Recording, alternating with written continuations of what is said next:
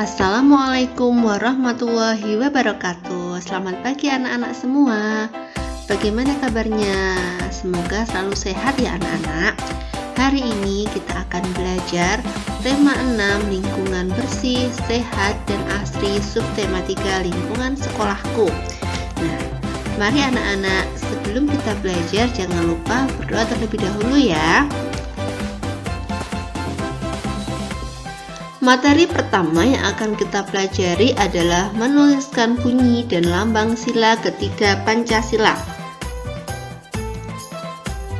Pajangan membuat kelas jadi lebih indah dan rapi.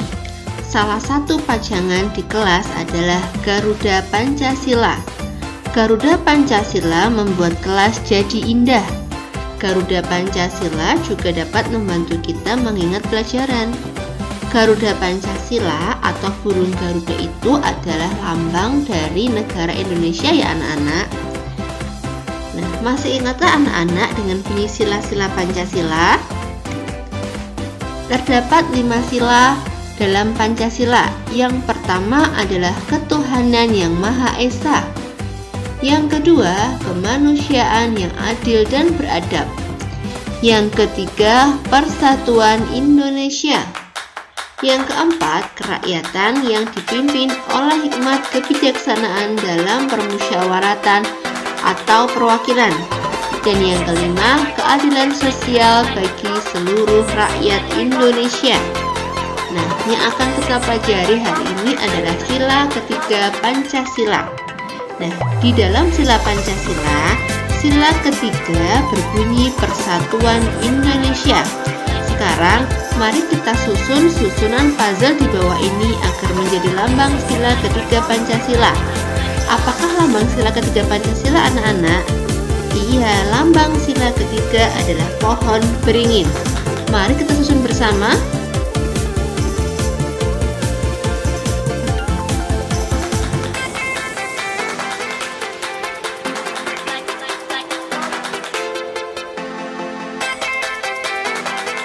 Nah, inilah wujud dari lambang sila ketiga Pancasila, yaitu pohon beringin. Anak-anak juga bisa ya menyusun sendiri potongan-potongan puzzle agar menjadi gambar beringin yang utuh. Perilaku yang sesuai dengan sila ketiga Pancasila. Yang pertama, menyukai makanan daerah. Yang kedua, mempelajari kesenian daerah. Yang ketiga, mengenakan pakaian adat. Nah anak-anak, setiap daerah itu memiliki makanan, kesenian, dan pakaian adat yang berbeda-beda ya. Selanjutnya adalah mempelajari lagu daerah. Nah, setiap daerah juga memiliki lagu daerah yang berbeda-beda dengan daerah yang lainnya. Kemudian tidak membedakan teman saat bermain. Dan yang terakhir adalah bekerja sama melaksanakan piket. Itu tadi beberapa contoh tentang sila ketiga Pancasila. Silakan anak-anak bisa mencari contoh-contoh perilaku yang sesuai dengan sila ketiga Pancasila. Dan selanjutnya kita akan belajar menuliskan ungkapan perintah. Di sini terdapat beberapa kalimat. Mari kita cari manakah yang merupakan kalimat perintah ya. Yang pertama adalah buanglah sampah di tempat sampah. Itu adalah ungkapan perintah untuk membuang sampah di tempat sampah. Selanjutnya adalah letakkan sepatu di rak sepatu. Dan yang terakhir adalah jagalah kebersihan sekolahmu. Yang harus anak-anak ingat, ungkapan perintah itu diakhiri dengan tanda seru ya. Kemudian membuat karya ekspresi 3 dimensi. Pajangan-pajangan memperindah kelas. Kita bisa memajang hasil-hasil karya kita di kelas. Di bawah ini beberapa contoh karya yang bisa jadi pajangan kelas. Nah, yang pertama adalah sebuah karya yang terbuat dari tanah liat. Selain tanah liat, bisa juga anak-anak membuat karya ekspresi 3 dimensi dari lempung terigu atau plastisin ya. Jika membuat dari tanah liat, berikut cara membuatnya. Yang pertama, anak-anak bisa menyiapkan adonan tanah liat dan cetakan yang diinginkan. Kemudian, anak-anak bisa memasukkan adonan tanah liat ke dalam cetakan. Setelah itu, lepaskan tanah liat dari cetakannya, kemudian keringkan dengan cara dijemur atau dibakar ya anak-anak, supaya tanah liat itu segera jadi. Nah, yang terakhir kita akan mempelajari tentang membandingkan berat benda dengan satuan tidak baku. Nah, anak-anak, alat untuk mengukur berat adalah timbangan.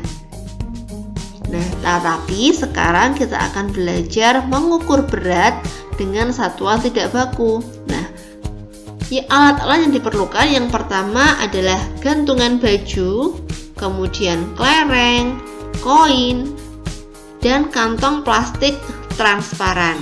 Nah, beri cara-cara yang akan kita gunakan untuk menghitung berat benda dengan satuan tidak baku. Yang pertama, anak-anak siapkan alat penimbang. Di sini adalah gantungan baju. Kemudian, anak-anak bisa memasangkan 2 kantong plastik di sebelah kanan dan kiri gantungan baju ya. Dan yang ketiga, anak-anak bisa memasukkan benda yang akan ditimbang ke dalam salah satu plastik. Kemudian yang terakhir adalah anak-anak bisa memasukkan kelereng dan koin hingga kedua plastik seimbang. Nah, seperti ini. Mari kita bandingkan berat kedua benda di bawah ini. Ada gambar A, itu berisi botol. Nah, di sebelahnya itu ada diisi dengan beberapa kelereng. Mari kita hitung. Ternyata berat benda A sama dengan 7 kelereng. Gambar sebelahnya adalah gambar B. Nah, gambar B adalah gambar kardus bekas ya. Terdapat 5 kelereng. Ternyata setelah kita timbang, kita bisa mengetahui ya anak-anak, berat benda botol adalah 7 kelereng. Sedangkan berat kardus bekas adalah 5 kelereng. Dari kelerengnya kita bisa mengetahui yang paling berat. Nah, benda yang lebih berat adalah benda A karena beratnya sama dengan 7 kelereng. Lalu benda manakah yang paling ringan? Yang lebih ringan adalah benda B karena beratnya sama dengan 5 kelereng. Itu tadi materi yang kita pelajari di hari ini ya anak-anak. Yang pertama ada menuliskan ungkapan ajakan, kemudian membuat karya ekspresi 3 dimensi. Ada juga mempelajari sila ketiga dalam Pancasila, dan yang terakhir adalah mengukur berat dengan satuan tidak baku.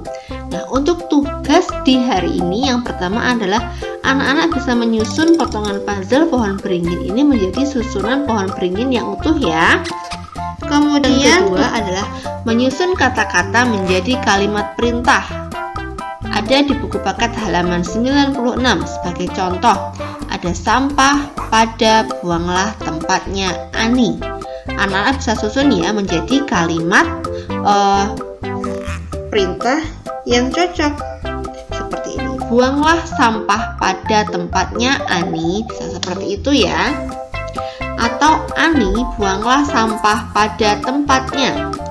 Untuk tugas yang ketiga, silakan anak-anak lakukan pengukuran benda-benda menggunakan satuan tidak baku atau gantungan baju, dan bisa menggunakan uang koin atau kelereng sebagai pemberatnya ya. Anak-anak bisa menimbang benda-benda seperti kardus bekas, kemudian botol plastik atau kertas, dan anak-anak bisa menimbang benda-benda lainnya. Kemudian silakan anak-anak tuliskan di dalam tabel ya. Itu tadi materi yang bisa Bu Guru sampaikan di hari ini. Semoga apa yang Bu Guru sampaikan bermanfaat ya anak-anak.